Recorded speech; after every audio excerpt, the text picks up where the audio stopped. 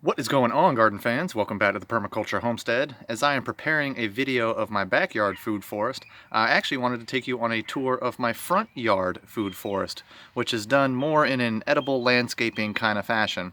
So I was out here picking blackberries and figured I'd give you a quick peek of what's growing on in my front yard food forest. So come on back, enjoy the journey.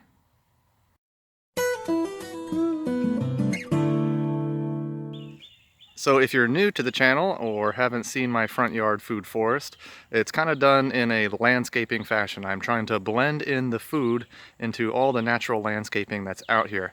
Kind of like a secret food forest. Now I live in suburban small town America, Zone 8 USA. We have typical plastic paneled houses, probably the same thing you might be dealing with.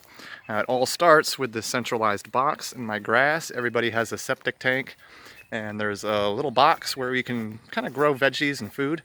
And I've got three things represented here. I have elderberry, this taller shrub-like thing going on, and all the elderberry are starting to flower.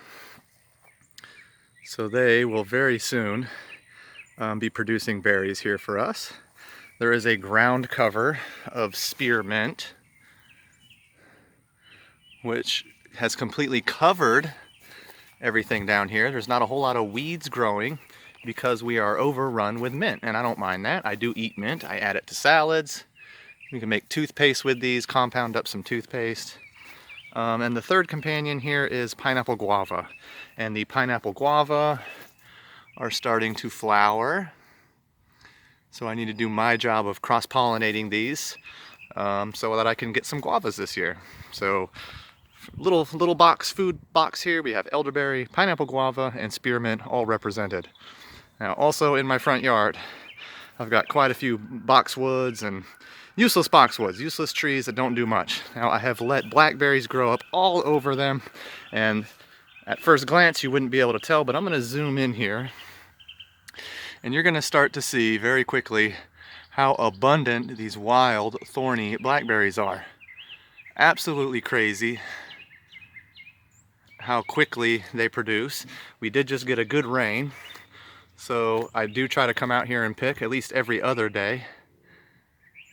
And really good sized blackberries here. This is what we're harvesting right now. That actually is pretty good. And this is what I'm dealing with. So here again, at first look, at first glance, you wouldn't be able to tell, but if you zoom in, you're going to start to see how productive some of these wild thorny blackberries are. And they're good. No different than any other blackberry that I harvest out here. So that is a ground cover, the blackberries. Other ground covers include oregano, some of the Mediterranean herbs. We have rosemary out here as a ground cover. And one of the new viners that's coming up is passion fruit.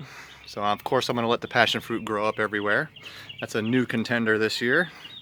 And then we've got like our tree and shrub layer. Okay, so first tree on the docket is this sweet gem apricot, miniature dwarfed variety. So that shouldn't get too big.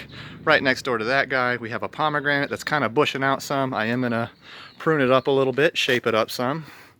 It's flowering and definitely should be producing for us this year. Okay, next shrub over is an Elaeagnus multifloria. This is a gummy berry, and this has not produced this year, did not flower or anything, which is fine by me. I'm not too concerned about that. And then we have another pile of elderberry, which, as I said, last year would get very tall and kind of help cover up some of this cheap plastic paneling that we got. So currently I've been harvesting oregano, rosemary, blackberries out the front here.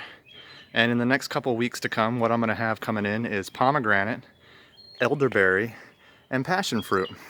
So all of these things are kind of stacked and put together in a way that they are beneficial. They're not competing with each other whatsoever, and I've maximized my space to get as much food out of it as possible. Appreciate y'all watching, as always. If you could, please just give us that thumbs up. Please like, share, and subscribe, as always. That really helps us out and really shows that you're supporting us. Thank you for watching, as always. You got any questions, just ask. God bless.